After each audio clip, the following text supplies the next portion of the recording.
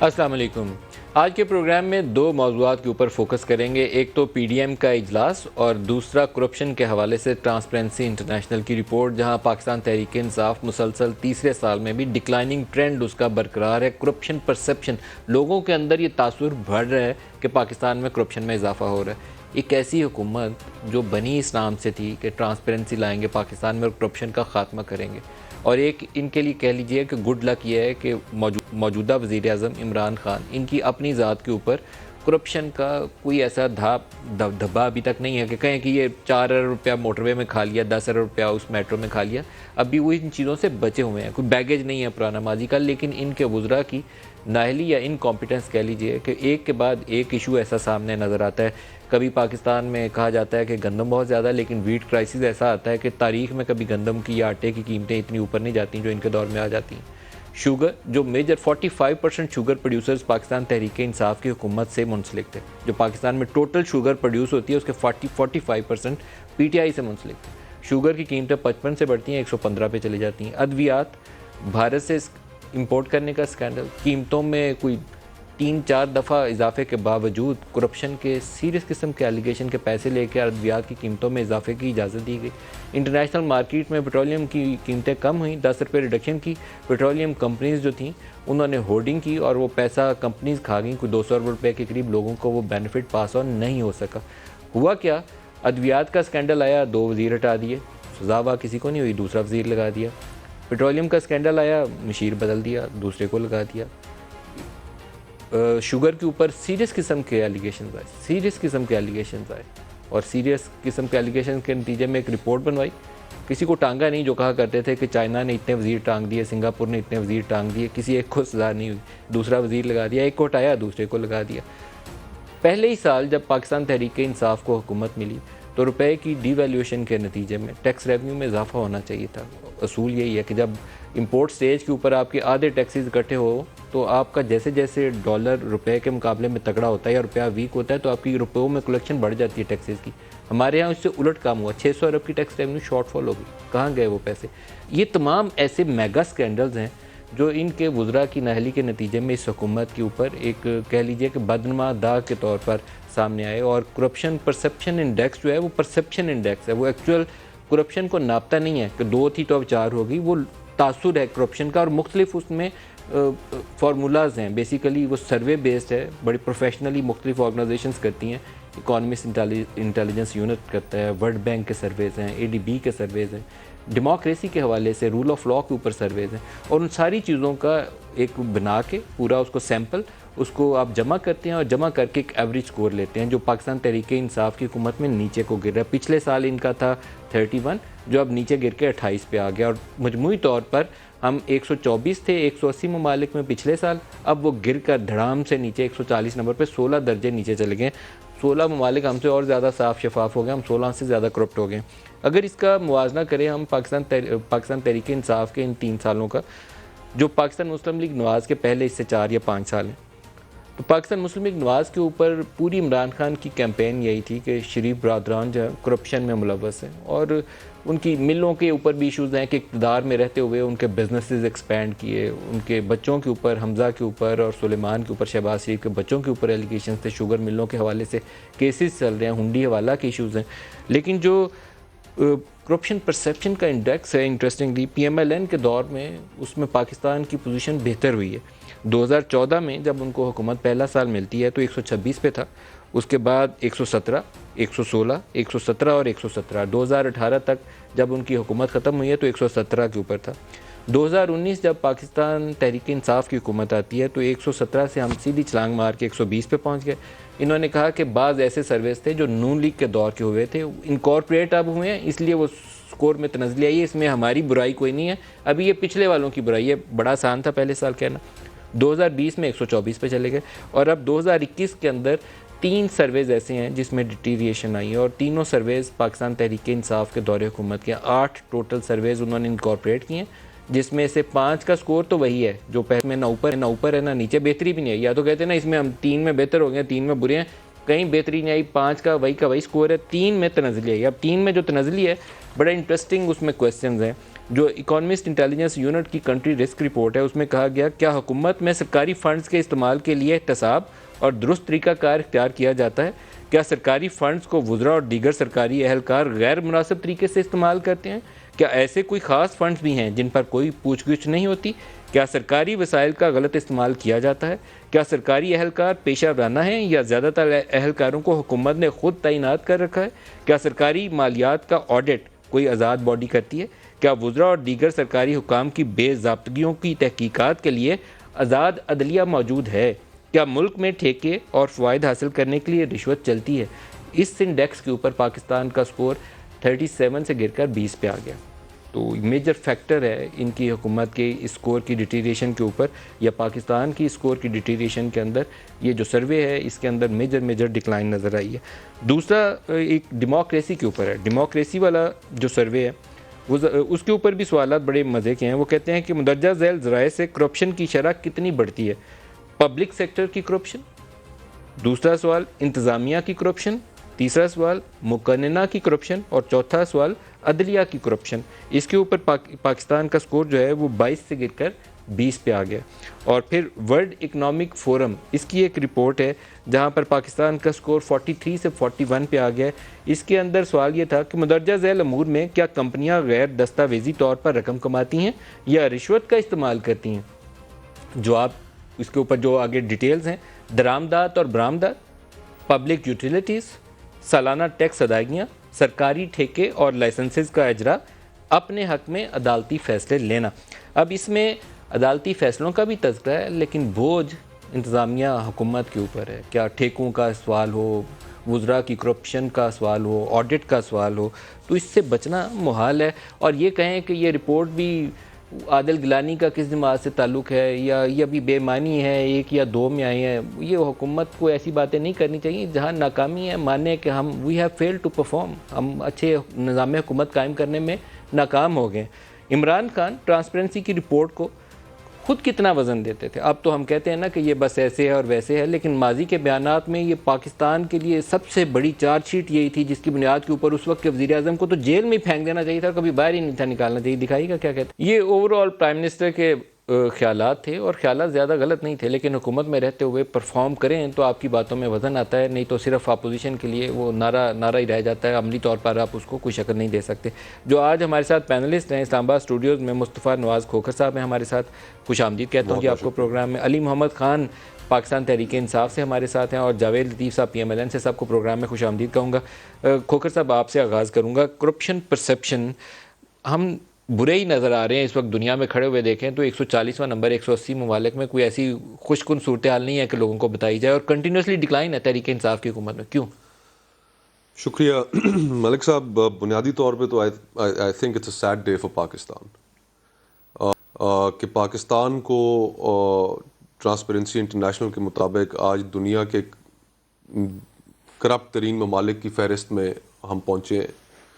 عمران خان صاحب بلا شبہ ایک بہت بڑا نیریٹو تھا ان کا کرپشن کے حوالے سے، اور میں کنسیڈ کروں گا کہ لوگوں کے اندر ایک ہوپ بھی تھی کہ جب وہ حکومت میں آئیں گے. یہ ہوپ انہوں نے دلائی تھی، لیکن جو پچھلے 3.5-4 سال گزرے ہیں اس میں ایک عام آدمی کے پوائنٹ آف ویو سے اگر دیکھیں تو کوئی چیز تبدیل نہیں ہوئی.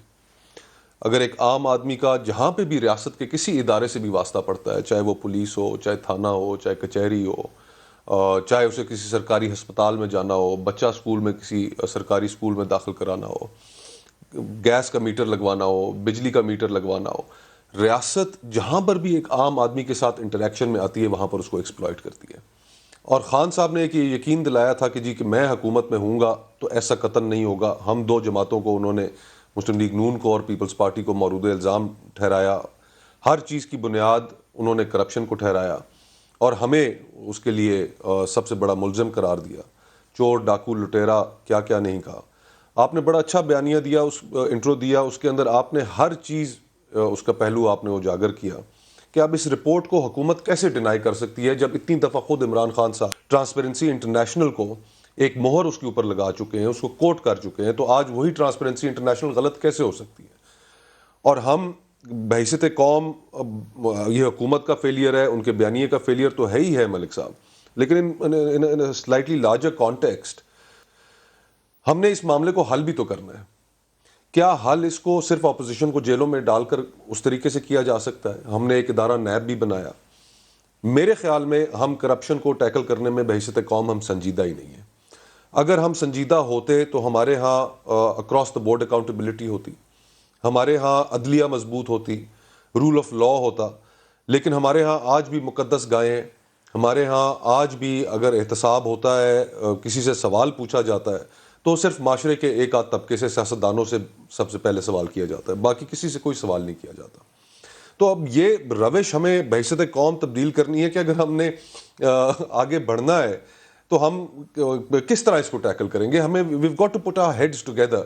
اکراس دا بورڈ اکاؤنٹیبلٹی ہونی چاہیے, اور ایک شفاف نظام اور ہونا ایک چاہیے شفاف جس میں نظام. لوگوں کو اکاؤنٹیبل ٹھہرایا جا جی, سکے. اور جو اکاؤنٹیبلٹی کرنے والے ہیں ملک صاحب, ان کا پھر کردار ایسا ہونا چاہیے کہ جس کے اوپر نہ آپ اعتراض اٹھا سکیں, نہ میں اعتراض اٹھا سکوں, کوئی سیاسی جماعت یا کوئی فرد اعتراض نہ اٹھا کوئی سکے. ویڈیو دکھا کے انہیں بلیک میل نہ کیا جا سکے. تو یہاں پر جو صورتحال ہے وہ آپ کے سامنے ہے کہ لوگوں کو پولیٹیکل آبجیکٹیوز کے لیے بلیک میل کر کے ان سے احتساب کروایا جاتا ہے. اچھا, علی سے بھی اس پہ پوچھتے ہیں. علی, شہزاد اکبر کا جو استعفیٰ تھا, مجھے آج یہ رپورٹ سامنے رکھتا یہ ہے کہ شاید کنفیشن آف ڈیفیٹ تھا گزشتہ روز, نہ صرف شہزاد اکبر کی جانب سے بلکہ آپ کی اس حکومت کے بیانیے کے اوپر بھی, جو پچھلے 3-4 سال سے آپ لوگ فالو کرنے کی کوشش کر رہے تھے لیکن اس میں سے نکلا کچھ نہیں. تو کل اعتراف شکست تھا کہ ہم کچھ نہیں کر پائے, آج اس رپورٹ نے اس کے اوپر مہر لگا دی. نہیں, میں دونوں باتوں سے انکاری ہوں. بسم اللہ الرحمن الرحیم. اللہم صلی وسلم وبارک علی سیدنا محمد. اس بات سے میں اقرار کروں گا کہ جو آپ کی سرویز ہوتی ہیں وہ آپ کو ایک اجمالی خاکہ دیتی ہیں. سروے کہاں ہوا, کس شہر میں ہوا, کس لیول پہ ہوا, اس کی اپنی ٹرانسپیرنسی کی کیا پوزیشن تھی. ماضی میں عمران خان صاحب نے کسی کو کوٹ کیا ہے, اس کا یہ مطلب نہیں ہے کہ وہ تا قیامت جو ہے وہ صحیح رہے گا. اور میں یہ بھی نہیں کہہ رہا کہ یہ رپورٹ جو ہے وہ بائسڈ ہے. میں آپ کو ایک عمومی اپنا آپ کہتے تجزیہ ہیں دے رہا ہوں پرائم منسٹر کہ کے جو رپورٹ سے آپ پہلے کو والے آئیڈیا ہو بیانات جاتا ہیں ہے. ان کو ترک کر دینا چاہیے اور بعد والے بیانات کو صحیح ماننا چاہیے. نہیں, میں یہ نہیں کہہ رہا, وہ تو آپ پک اینڈ چوز کرنا چاہیں آپ کریں. میں یہ عرض کر رہا ہوں کہ ٹرانسپیرنسی انٹرنیشنل نے ایک رپورٹ آپ کو آج دی ہے. اس نے کس پیمانے پہ سروے کیا ہے ہمیں نہیں پتا. تفصیلی رپورٹ آ جائے پھر پتہ لگے گا کس کس شہر میں کس کس لیول پہ کتنے لوگوں کی یہ سروے ہوئی ہے, کتنے ہزار لوگوں سے پوچھا گیا ہے اور ان کا کس کس ڈپارٹمنٹ سے رابطہ ہوا, اور کس ڈپارٹمنٹ میں کرپشن کم ہوئی ہے, کس میں بڑی ہے. ایک چیز البتہ ہے کہ بڑے لیول پہ, وزراء کے لیول پہ, بڑے لیول پہ, ڈیسیجن میکنگ لیول پہ کرپشن میں بڑی حد تک کمی آئی ہے. کوئی میجر سکیم ایسا نہیں آیا جس میں یہ کوئی کس نے وزیر کہا جو ہے ہے سر؟ وہ انوالو ہو, جس کے بارے میں شک بھی ہوا. وزیر نہیں اعظم سر, صاحب نے جو ہے ان کو نہیں سائڈ سر, لائن کیا ہے, ان کو ہٹایا جب تک وہ اپنے آپ کو کلیئر نہیں کرتے. جہاں تک آپ نے اس کو جوڑا ہے سر آپ یہ کیسے کہہ شہزاد سکتے اکبر ہیں؟ صاحب یہ کے سر میں استعفے آپ کے سے, اس بیان کو چیلنج کر رہا ہوں سر. اگر آپ کی اجازت ہو تو رنگ روڈ کا پروجیکٹ ایک بہت بڑی مثال تھی ہمارے سامنے میگا کرپشن کی. اس کے علاوہ ہمارے پاس شوگر سکینڈل بہت بڑی مثال تھی میگا کرپشن کی. آئل جب ہورڈنگ کی گئی اور وزیر کو آپ نے ہٹا دیا, کسی ایک بندے کو سزا نہیں دی, بہت بڑی مثال ہے ہمارے پاس میگا کرپشن کی. آپ کیسے ڈینائی کرتے ہیں؟ آٹا پرائسز اس کی جو ایسکیلیٹ تھیں, ہورڈنگ ہوئی, اسمگلنگ ہوئی, بہت بڑی مثال ہے کرپشن کی. اور ایف مجھے آئی اے نہیں کی معلوم رپورٹس موجود ہیں, کسی ایک قطع کو کلامی سزا کی ہوئی. معافی چاہتا ہوں. بالکل, شوگر کے اوپر جی, رپورٹ. ایف آئی اے کی رپورٹس موجود ہیں. آپ کہیں کہ صاف شفاف ہے تو ماننے والی بات تو نہیں ہے. پرائم منسٹر کے اوپر الزام نہیں ہے لیکن آپ کی آپ نے بات کیبنٹ کر کے لی اندر سر. موجود لوگوں کی طرف فنگر پوائنٹنگ ہو رہی تھی. جی میں عرض کرتا ہوں, آپ نے رنگ روڈ اسکیم کی بات کی. اس میں جس شخص کی طرف بھی انگلی اٹھی, وزیر اعظم صاحب نے جو ہے ان کو اس عہدے سے ان کو جانا پڑا. اب اس میں سے نکلا کیا ہے, اس کی رپورٹ کی ریزلٹ کیا نکلی ہے, اس پہ کوئی انویسٹیگیشن کی رپورٹ جو ہے کسی عدالت میں اس پہ کوئی فیصلہ نہیں آیا. دیکھیں آپ, مجھے ندیم ملک صاحب آپ نے بات کی ہے آٹے کے اسکینڈل کی یا چینی کے اسکینڈل کی. میں نے آج سینٹ میں اس پہ بات کی ہے اور میں آپ کے پروگرام میں بھی یہ کہہ رہا ہوں کہ نارملی ریئیکشن کس شخص کے خلاف آتا ہے. آپ اگر کوئی اچھا کریں گے, کوئی سخت فیصلے لیں گے, آپ نے اگر کوئی سسٹم ٹھیک کرنا ہے تو آپ کو ریئیکشن کا سامنا کرنا پڑے گا. اس کے لیے ہم تیار ہیں. اگر چینی اسکینڈل ہے یا چینی کا ایشو ہوا یا آئل کا ہوا یا آٹے کا ہوا, وہ کیوں ہوا؟ وہ اس وجہ سے ہوا کہ وزیر اعظم عمران خان صاحب جو ہیں وہ مافیا کے آگے بلیک میل ہونے سے انہوں نے انکار کیا. ہاتھ جب ڈالا تو ظاہر ہے وہ ڈیپلی انٹرنچڈ ہے, ان کی طرف سے ریئیکشن آیا. لیکن آپ مجھے یہ بتائیں کہ جو شہزاد اکبر صاحب کا کل کا استعفیٰ ہے اس کو آپ اس سے کیسے لنک کر سکتے ہیں؟ ان کو ایک رسپانسبلٹی ملی, انہوں نے جتنا ان سے ہو سکتا تھا کیا.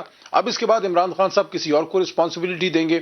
ہمارا اصل امتحان تو 2023 مافیاز کا کے اوپر آپ الیکشن ہے جس ایکشن میں نہیں عوام لے سکے. فیصلہ یہ کرے دعویٰ گی آپ کا درست کہ نہیں کیا ہے. اپنی باتوں پہ کھڑے رہے, کتنا اس سے انصاف آپ کر کی سکتے. حکومت نے ایکسپورٹ سبسڈی دی جی. چینی کے اوپر, آپ کی حکومت نے اس کی منظوری دی ایکسپورٹ ریبیٹ کی, آپ کی حکومت نے ایکسپورٹ کرنے کی اجازت دی. کرائسس آیا تو آدھے شوگر ملرز آپ کے تھے, تو مافیا کو چیلنج کیا, مافیا کو پہلے تو راستہ آپ ہی نے دیا, جب پرائسز اوپر چلی گئیں تو پھر مافیا کو کہا آپ نے 140 ارب روپے لوٹ لیے ہیں, پرائم منسٹر نے کہا. تو کسی ایک کو جیل میں 140 ارب پہ سزا ہوئی ہے, نیم ون پرسن جس کو سزا ہوئی ہے. چلیں وہ تو آپ کی رائے ہے نا کہ آدھے مل ہمارے ہیں. میں سمجھتا ہوں ہمارے مل جو ہیں اس میں سے کوئی نہیں ہے. ایک شخصیت ہماری جماعت میں ضرور تھی جن کو ظاہر ہے پھر اس کے بعد ان کو فیس بھی کرنا ناٹ پڑا. 1% سر, ایک ناٹ انکوائری 1% جو ہے سر, وہ ناٹ ہوئی, 1%, ایف آئی اے کی طرف سے 45%. انکوائری ہوئی. اس کے بعد اس میں فیصلہ آنا جو ہے وہ عدالت کا کام ہے. عدالت میں کیس چلانا ریاستی اداروں کا کام ہے جو ہماری رسپانسبلٹی ہے. اب بہت سے کیسز ایسے ہیں جو پینڈنگ ہیں عدالتوں میں, اس کے فیصلے آنے ہیں, میچورٹی کی سٹیج پہ ہیں, جس میں شہباز صاحب کے کیسز ہیں اور اپوزیشن کے لوگوں کے کیسز ہیں. لیکن عدالت کا کام تو عدالت کرے گی. حکومت تو ظاہر اپنے کیس پلیٹ کرے گی, اپنا کیس بنائے گی, وہاں ثبوت پیش کرے گی, اس کے بعد عدالت میں کیس چلے گا, ٹرائل ہوگا, جو کہ ایک لانگ پروسیس ہے اور سب کو اس کا پتہ ہے. جاوید لطیف صاحب, آپ کے خیال میں کیا وجہ ہوئی کہ یہ کرپشن پرسپشن انڈیکس نیچے گر رہا ہے؟ میں ایک گزارش کرنا چاہتا ہوں. ندیم ملک صاحب, آپ نے اپنے انٹرو میں جو گفتگو فرمائی اور مصطفیٰ نواز اس کو لے کر آگے بڑھے, انہوں نے جو دلیل اپنی دی اور ایک دلیل دی ہے علی محمد خان صاحب نے. میں اس بات سے اتفاق اگر کر لوں علی محمد خان صاحب کی گفتگو سے, تو مجھے ایسا لگے گا کہ کرپشن نہیں ہوئی. تو پھر مجھے یہ بتا دیں, آپ نے کہا گندم سکینڈل, آٹا سکینڈل, شوگر سکینڈل, ادویات سکینڈل, رنگ روڈ کے حوالے سے, ڈالر کا, آپ نے گیس, بجلی, یہ ساری چیزیں چھوڑ دیں. آپ مجھے یہ بتائیں کہ ہمیشہ علی محمد خان کی جماعت یہ کہا کرتی تھی کہ پچھلے دور حکومت کے لوگوں نے لوٹا, کرپشن کی, جس کی وجہ سے پاکستان اس حالت کو پہنچا ہر شعبہ زندگی میں. اب مجھے یہ بتائیں کہ پچھلی حکومتوں میں لوٹنے والے لوٹ گئے, اس کو ایک سائڈ پہ رکھ دیں, وہ فیصلے ہوں گے, قوم کرے گی یا عدل کا نظام کرے گا. مگر میں یہ سوال کرتا ہوں کہ کیا موجودہ دور میں, پاکستان کے موجودہ دور میں, کیا قرضے بڑھے, کیا کرپشن بڑھی؟ اور یہ آپ بات چھوڑ دیں ٹرانسپیرنسی انٹرنیشنل کی رپورٹ کو, آپ کسی چوک چوراہے میں جا کر دیکھ لیں, 70 سالوں میں جو ناجائز کام نہیں ہو سکے تھے, وہ اس کا کوئی ہو کام زمینوں کا, ریونیو کا, کوئی اور ایسا کام جو 70 سالوں میں کسی نے ہاتھ نہیں لگایا تھا, مگر اب پیسے 100 گنا بڑھ گئے ہیں, رشوت 100 گنا زیادہ دیں, آج بھی وہ آپ کام کروا سکتے ہیں. مجھے یہ بتائے کوئی کہ کیا آج کا نظام حکومت, کیا آج کا نظام عدل, کیا آج کا نظام احتساب 70 سالوں کے جو ادوار تھے اس سے بہتر ہے؟ کسی رپورٹ کا آپ ذکر نہ کریں. اور پھر آپ یہ بتائیں کہ کیا پاکستان کے اندر مہنگائی, کیا پاکستان کے اندر, جو میں پہلے عرض کر چکا ہوں, گورننس, اور کیا میں جو یہ عرض کرنے لگا ہوں مافیاز کا یہ ذکر کرتے تھے کہ پاکستان کے اندر مافیاز جو ہیں وہ حکومتوں کو بناتے اور گراتے ہیں, ہم مافیاز کو ختم کریں گے. انہوں نے نئے پیدا کیے ہیں. اور میں بڑی معذرت سے, بڑے ادب سے ندیم ملک صاحب آپ کی خدمت میں یہ عرض کرنے لگا ہوں, جب آپ جیسے لوگ یہ کہتے ہیں کہ کوئی بیگج نہیں تھا عمران خان کا کرپشن کے حوالے سے, یا آج نہیں ہے, کوئی براہ راست دبا نہیں اس پہ لگا. پہلی بات تو یہ ہے بقول عمران خان کے کہ نیچے کرپشن اس وقت ہوتی ہے جب سربراہ جو ہے وہ کرپٹ ہوتا ہے. میں اس کو بھی چھوڑ دیتا ہوں. میں سوال یہ کرتا ہوں کہ عمران خان صاحب کا رہن سہن جو ہے کیا ان کی آمدن سے مطابقت رکھتا ہے, جس پر ہمیں نااہل کیا جاتا ہے, جس پر نیب جو ہے ہمیں نوٹس کرتی ہے, اور کیا عمران خان صاحب کے لیے کوئی ایسا ادارہ ہے جو ان کو انویسٹیگیٹ کرے؟ اور دوسری بات میں یہ عرض کروں گا کہ یہ سلسلہ جو چلتا آ رہا تھا 4 سالوں کے اندر، جب یہ سلسلہ ختم ہوگا، جب ادارے اس کی ڈومین میں یا اس کے اثر میں نہیں رہیں گے یا ثاقب نثار جیسے فیصلے دینے والے نہیں رہیں گے، تو اس وقت ندیم ملک صاحب آپ دیکھیں گے کہ موصوف کتنے کرپٹ ہیں، اور پاکستان کی تاریخ میں ایسی اس کا کرپٹ کوئی حکومت ثبوت ہونا آپ چاہیے۔ پہلے نہیں دیکھی ہوگی آپ نے، جتنی کرپٹ یہ آپ حکومت کوئی دیکھیں گے۔ انسیڈنس ہونا چاہیے جو براہ راست ان کی طرف جاتا ہو، تو میں اس کو پروگرام میں ضرور بتاؤں گا، لیکن جو میرے نالج میں چیزیں ہیں اسی کو میں سامنے رکھ کے اگر وزیر پہ سوال اٹھا سکتا ہوں تو پی ایم کا بھی بتاؤں گا، لیکن ابھی میرے پاس ایسی کوئی چیز بہرحال ہے نہیں ہے۔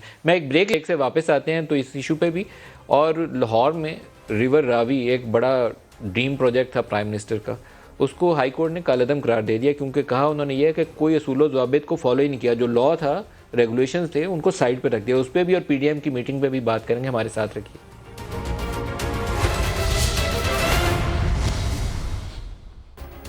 پروگرام میں دوبارہ خوش آمدید کہتے ہیں۔ پی ڈی ایم کا اجلاس، اور آج بہت زیادہ توقع یہ تھی کہ وہ عدم اعتماد کے اوپر بات کریں گے، اور جب پریس کانفرنس ہوئی تو مولانا فضل الرحمان نے باقی سب باتوں کی تو تفصیل سے بات کی کہ ہمیں یہ اسٹیٹ بینک لا قابل قبول نہیں ہے، پاکستان کی جو خود مختاری ہے اسٹیٹ بینک کی اس کو گروی رکھ دیا جائے گا آئی ایم ایف کے پاس، ای وی ایم ہمیں قابل قبول نہیں ہے، صدارتی نظام کے اوپر، بلکہ صدارتی نظام کے اوپر تو سب کو کہنا چاہیے کہ وہ ایک وقت تھا جب امیر المومنین بننے کا خواب تھا کہ آپ کو اگر پاکستان میں اسلامی نظام قابل قبول ہے تو آپ جنرل ضیاء کو 5 سال کے لیے منتخب کر رہے ہیں، اس ٹائپ کی چیز اب دوبارہ پاکستان میں تجربہ نہیں ہونی چاہیے۔ پی ڈی ایم کے فورم سے انہوں نے بات کی، پارلیمان کے اندر اس کے اوپر زیادہ تقریریں ہونی چاہیے، لیکن جب عدم اعتماد کا سوال ہوا، جو پی ایم ایل این کی اولین خواہش ہے اور مولانا فضل الرحمان کی ان سے بھی بڑھ کر خواہش ہے کہ عدم اعتماد آئے اور پرائم منسٹر عمران خان کی حکومت کو چلتا کر دیا جائے۔ ان کے پاس عددی برتری ہے نہیں ہے، وہ ظاہر ہے حکومت کے پاس ہے تبھی ان کی حکومت قائم ہے۔ Peoples Party P D M کا حصہ نہیں ہے، اور 2 اتحادی جماعتیں جب تک کاف لیگ اور ایم کیو ایم حکومت کا ساتھ نہ چھوڑ دیں، ان کی اس خواہش کے اوپر عمل پیرا ہونا بھی ان کے لیے ممکن نہیں ہے۔ تو آج مولانا فضل الرحمان نے کہا کیا، پہلے وہ سن لیں، پھر اس کے اوپر میں آپ کو آگے مزید تفصیل بھی بتاؤں گا، دکھائے گا۔ عدم اعتماد کی تحریک سیاست کا حصہ ہے، پارلیمان کے نظام کا حصہ ہے، لیکن اس کے لیے بھرپور تیاری ہونا ضروری ہے۔ اس کے لیے تمام اپوزیشن کی جماعتیں، پارلیمنٹ کے اندر کی قوتیں جب تک ایک پیج پہ نہیں ہوں گی اس وقت اس بارے میں بھی کوئی حتمی بات نہیں کی جا سکتی۔ تو پی ڈی ایم سے آج اس تاریخ کا اعلان نہیں ہوا جس کے اوپر پی ایم ایل این کی سینئر لیڈرشپ کا خیال تھا کہ وہ شاید اس کے اوپر پیش رفت ہو جائے گی۔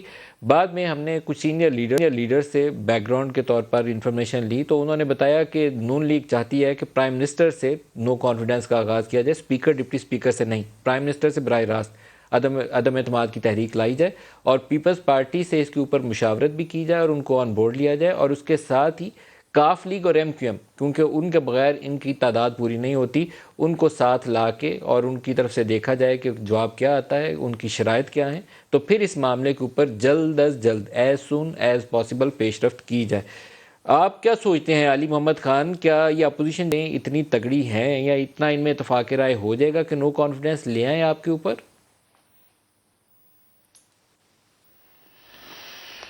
ملک صاحب، میرا نہیں خیال، دیکھیں میں ٹپیکل سویپنگ سٹیٹمنٹ نہیں دوں گا کہ کچھ نہیں کر سکتے، پرانے گاگ کھلاڑی ہیں، ان رستوں میں ان کی جوانیاں بیتی ہیں، اب آخری عمر میں بھی جو ہے یہ وہی کچھ کرنا چاہتے ہیں جو پچھلے 30-35 سال سے اس ملک کے ساتھ یہ لوگ کرتے رہے ہیں۔ ان کے سامنے ایک مسئلہ ہے، پرابلم کیا ہے؟ پرابلم یہ ہے، یہ ہر کسی کے ساتھ بات کر سکتے ہیں، ہماری جماعت میں بھی بہت سے لوگ ان کو قابل قبول ہوں گے سوائے عمران خان صاحب کے۔ عمران خان صاحب ان کے راستے کی ایک ہی دیوار ہیں، آخری دیوار ہیں اس ملک میں مافیا کے سامنے۔ اچھا، یہ مطلب آپ کی جماعت میں بھی کوئی اور دیوار نہیں ہے مافیا کے خلاف، صرف عمران ہی ہے؟ دیکھیں، لیڈر عمران خان صاحب ہیں اور ان کی عمران خان صاحب سے نہیں بنتی، اور اس کی وجہ کیا ہے؟ کیونکہ وہ مافیا کے سامنے انہوں نے ایک یوتھ کو کھڑا کیا۔ عارضی ناکامیاں کچھ چیزوں میں آئیں، مہنگائی کا بھی ایشو ہوا، لیکن آپ کے معیشت کے فیکٹرز بے شمار جو ہیں پازیٹیوز ہیں۔ آج قومی سینٹ میں نے ساری ڈیٹیل دی ہے، آپ کے پروگرام میں ٹائم نہیں ہے ورنہ میں آپ کو سارا آج فیکٹس اینڈ فگرز کے ساتھ بتاتا، لیکن میں بات دوسری کر رہا ہوں کیونکہ آپ کا سوال اور ہے، میں اس طرف آنا چاہتا ہوں. دیکھیں اس وقت اپوزیشن کو یہ پتا ہے کہ وہ چاہے کچھ بھی کر لیں، اس وقت وہ عددی اکثریت کے حساب سے عمران خان صاحب کے خلاف تحریک عدم اعتماد نہیں لا سکتے. جو مولانا فضل الرحمان صاحب ہیں وہ اس وقت سٹیک ہولڈر نہیں ہیں، سسٹم میں ان کے سٹیکس ہیں لیکن بہت کم ہیں. وہ آؤٹ ہیں اسمبلی میں، 35-40 سال میں پہلی بار اسمبلی سے باہر ہیں. وہ تو بہت پہلے چاہتے تھے استعفے دے دیے جائیں، لیکن اس کے لیے پیپلز پارٹی تیار نہیں ہے، کیونکہ پیپلز پارٹی بہرحال ایک پارلیمانی سیاست پہ یقین رکھنے والی جماعت ہے. ان کے کریڈنشلز اگر آپ دیکھ لیں تو ہو سکتا ہے کہ وہ مسلم لیگ نون سے ان کے چند نمبر زیادہ ہوں، حالانکہ ملک کو اس نہج پہ پہنچانے میں دونوں نے برابر حصہ ڈالا ہے، چاہے وہ زرداری صاحب کی جماعت یا ان کی حکومت ہو یا میاں. تو ان حالات میں دوسرا آپشن ان کے پاس کیا ہے؟ دوسرا آپشن ان کے پاس یہ ہے کہ یہ جا کے عوام میں نکل جائیں اور عوام کو نکالیں. اب عوام میں پریشانی تو ہے مہنگائی کا، جو 3-4 مہینے میں بہتری کی طرف چلی جائے گی بات، لیکن کیا عوام عمران خان صاحب کی جگہ شہباز صاحب یا بلاول صاحب پہ ٹرسٹ کر کے ان کے پیچھے اپنی تقدیر اور اپنے بچوں کے ہاتھ میں دے دیں گے مستقبل کا سارا فیصلہ ان کے؟ نو، ان پہ ٹرسٹ نہیں کرتے. بہت بڑا ٹرسٹ ڈیفیسٹ ہے عوام کا اور آج کی موجودہ اپوزیشن کے بیچ میں. تیسرا پھر راستہ کیا ہے؟ یہ وہ راستہ ہے جو مسلم لیگ نون نے اختیار کرنے کی کوشش کی بارہا ابھی ماضی قریب میں. وہ یہ ہے کہ اسٹیبلشمنٹ کے در پہ جا کے وہاں کوئی وہ چکر چلائیں جو پہلے چلاتے رہے. اب وہاں مسئلہ یہ پیدا ہوا ہے کہ تقریباً 15-20 سال سے ایک ڈیلیبریٹ ان کی طرف سے اپنے آپ کو ڈسٹنس کیا گیا ہے کہ ٹھیک ہے اگر ایک کوئی ایکٹیو رول کبھی کسی ایمرجنسی کی صورتحال میں بنا، جیسے دھرنے کے دوران ایک رول ان کو میاں صاحب نے خود دیا، لیکن ایک بہت زیادہ ڈیلیبریٹ وہاں پہ میرے خیال میں ایک سوچ ہے کہ جو 58(2)B کا زمانہ، الیکٹڈ گورنمنٹ کو گھر بھیجنے کا زمانہ، وہ ساری چیزیں ختم ہیں. وہ اپنے آپ کو سیاست سے بتدریج دور کر رہے ہیں. تو ان حالات میں جب ان کو اسٹیبلشمنٹ میں بھی ان کی دال نہیں گلنے والی، وہاں سے کوئی ڈیل اور ویل کسی چیز کا ان کو موقع نہیں ہے، عوام ان کے ساتھ نکلنے کو تیار نہیں ہے، اور ایوان کے اندر ان کے پاس جو اکثریت نہیں ہے، نہ یہ لوگ ان کے ساتھ جانا چاہتے ہیں.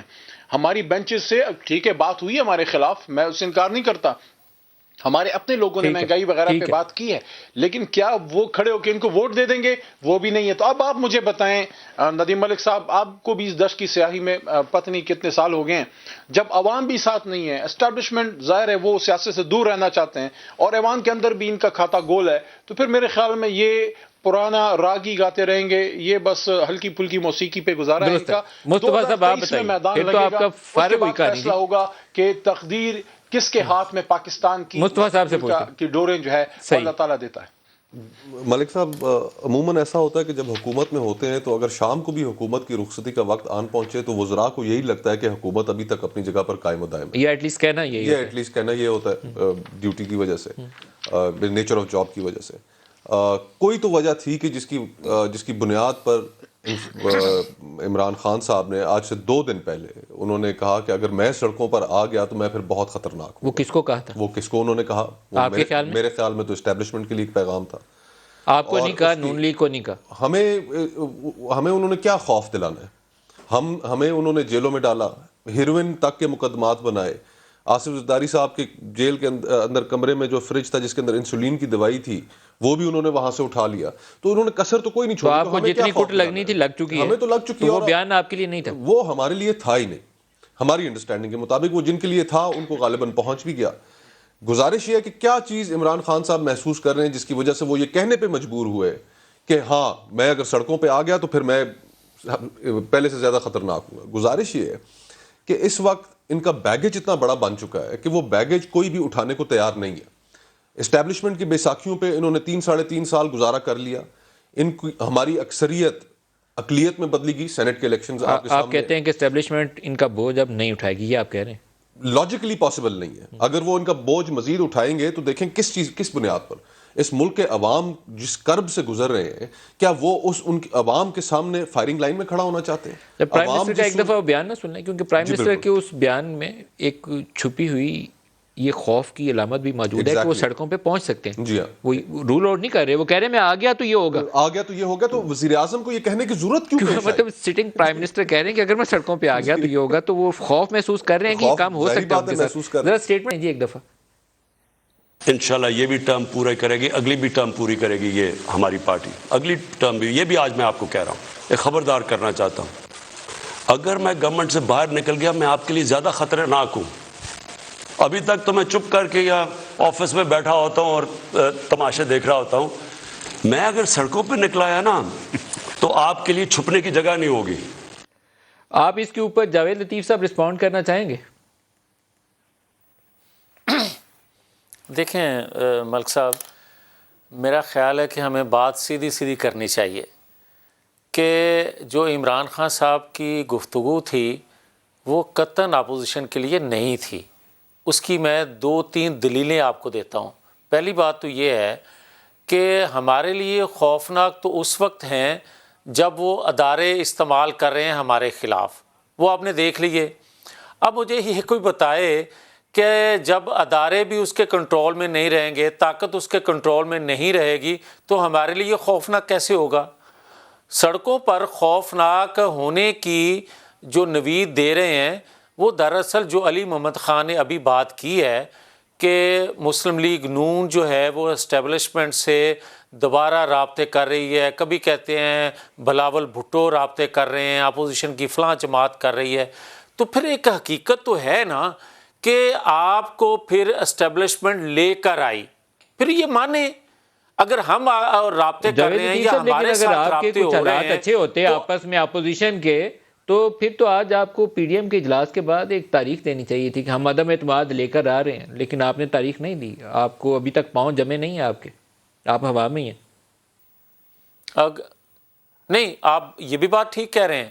اس کی وجہ یہ ہے کہ تمام سیاسی اکابرین جو آج سر جوڑ کر بیٹھے تھے ان سب کا یہ خیال ہے کہ جو شیخ رشید کہہ رہے ہیں کہ ہمارے اوپر سے ہاتھ ابھی اٹھا نہیں ہے.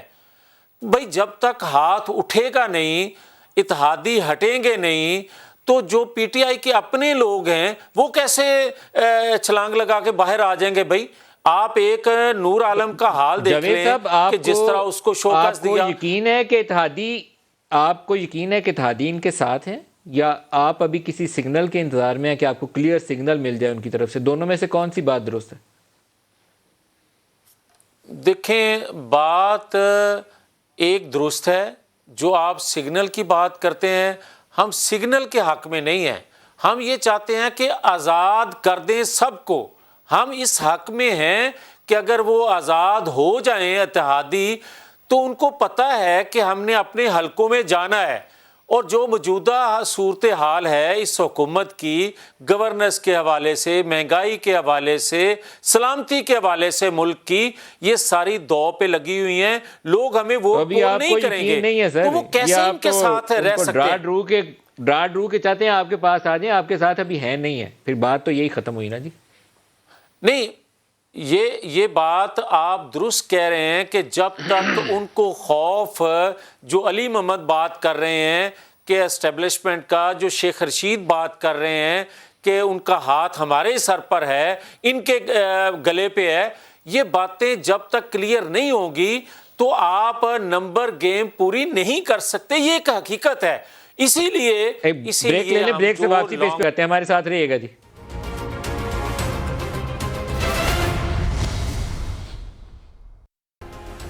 Welcome back. Lahore high court نے ریور راوی پروجیکٹ کو کالعدم قرار دے دیا. کیوں قرار دیا یہ ہم جانیں گے. آمینہ قادر ہمارے ساتھ ہیں جو عدالتی معاون تھی اسی کیس کے اوپر. آمینہ، آپ کو خوش آمدید کہوں گا پروگرام میں. کیا وجوہات تھیں جس کی بنا پہ لاہور ہائی کورٹ نے اس کو کالعدم قرار دیا؟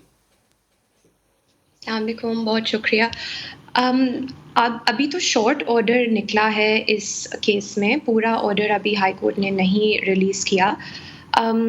جسٹس شاہد کریم صاحب نے چند وجوہات دی تھیں، اور یہی پٹیشنرز کورٹ میں آئے تھے کیونکہ چند گراؤنڈز پہ انہوں نے چیلنج کیا. وہ وجوہات کیا ہیں؟ آپ کو آئیڈینٹیفائی کر سکتی ہیں کہ انہوں نے کہا کہ اس قانون کے مطابق زمینیں نہیں لی گئیں؟ کچھ تھوڑی سی وضاحت کر دیں، کیا بنیادی نکات کیا ہیں اس میں؟ تو تھری ریزنس تھیں. ایک تو تھی انوائرمنٹل ریزنس کہ پٹیشنرز نے انوائرمنٹل لاز کے تحت فالو نہیں کیا، اور انہوں نے انوائرمنٹل پروٹیکشن ایکٹ کے تحت ان کو ایک انوائرمنٹل امپیکٹ رپورٹ فائل کرنی ہوتی ہے. They have to conduct an assessment. انہوں نے جو رپورٹ کنڈکٹ کی اور جو ڈیٹیلز دیں they did not consider کہ full impact اس project کا ہوگا کیا. اب جو پروجیکٹ لینڈ ہے اٹس 102,000 acres آف لینڈ, اس پہ 75% فارم لینڈ ہے, اینڈ اس جگہ پہ ویٹ اور prime crops like basmati rice جو ہم ایکسپورٹ کرتے ہیں اگتی ہیں, اور فارمرز جو یہاں رہتے ہیں 300,000 فارمرز اس لینڈ پہ رہتے ہیں, اور ان کی لائیولیہڈ ظاہر سی بات ہے کھیتی باڑی اور ایگریکلچر ہے. تو اگر یہ پروجیکٹ ڈیولپ ہوتا there would have to be a proper method for acquisition, a proper method for development of the city, and a proper method for which environmental assessment is conducted. تو جو land acquire ہوا, ایک تو environmental impact study نہیں ہوئی, دوسرا نقطہ کیا ہے عدالت کا؟ نہیں, انوائرمنٹل امپیکٹ اسٹڈی ہوئی تھی but not in compliance with the full law. تو ہوئی تھی بٹ اس میں میٹیگیٹنگ میجرز وغیرہ نہیں. دوسرا یہ تھا کہ دوسرا نقطہ لینڈ ایکوزیشن پروسیجرز جو ہوئے تھے, انہوں نے لوکلز کی آبجیکشنز نہیں سنی, تو انہوں نے ایک they had to file a report based on the locals objections. تو انہوں نے یہ نہیں کیا, انہوں نے نوٹسز سیکشن 9 اور 4 کی جو لوکیلٹی جو لینڈ ایکوزیشن ہو چکی ہے اس کا کیا ہوگا اس پروجیکٹ کے اندر؟ اب اس کا تو آئی تھنک کورٹ آگے جا کے یہ اب اپیل میں جائے گی سپریم کورٹ میں بھی, اور کورٹ کو یہ بتانا ہوگا اس کا کیا ہوگا. بٹ انوائرمنٹ اور لینڈ ایکوزیشن, اور تھرڈ پوائنٹ بھی بتا دیجیے, میں بالکل پروگرام کے اینڈ پہ ہوں. تھرڈ پوائنٹ کیا ہے؟ اور تھرڈ پوائنٹ یہ ہے کہ فوڈ سیکیورٹی اور ایگریکلچر جو یہ مین لینڈ ہیں, یہ پنجاب کا one of the most fertile plains ہے. تو اگر یہ پورا لینڈ کنورٹ ہو ٹو اے ہاؤسنگ سوسائٹی اور housing scheme, there will be as the court, انہوں نے آج پوائنٹ آؤٹ کیا ہے کہ ان پٹیشنرز کی right to life and right to property constitutional law کے تحت وائلیٹ ہو رہی ہیں, کیونکہ یہ فارمرز کی لائیولیہڈ سب اس لینڈ پہ ہے. اینڈ دس ہماری جو لا ہے لینڈ ایکوزیشن کی وہ 1894 سے چل رہی ہے. انڈیا نے تو اپڈیٹ کر دی اپنی 2013 میں, اور انڈیا نے اپنی لا اپڈیٹ کی ہے ٹو سے کہ اگر آپ ایگریکلچرل لینڈ ایکوائر کریں, آپ 1:1 ریشیو میں کہیں اور ایگریکلچرل لینڈ اسی پرماننٹلی ڈکلیئر کریں کہ نہیں ایکوائر ہو سکتی. کیلیفورنیا میں بھی ایسا لا ہے, but Pakistan's law is quite outdated. So court نے ڈائریکٹ کیا ہے کہ ہمارا لیجسلیچر لا اپڈیٹ کریں, کیونکہ ہماری country for example on the global hunger index is 92 out of 116 countries. We rank very low. So food security going forward. بالکل صحیح ہے. میرے پاس آج وقت ختم ہو گیا. قادر آپ کا بہت شکریہ, آپ نے ہمیں جوائن کیا. علی محمد خان, جاوید لطیف صاحب اور مصطفیٰ نواز کھوکھر صاحب, آپ سب کا شکریہ. آج کے لیے اتنا ہی اجازت دیجیے. اللہ حافظ.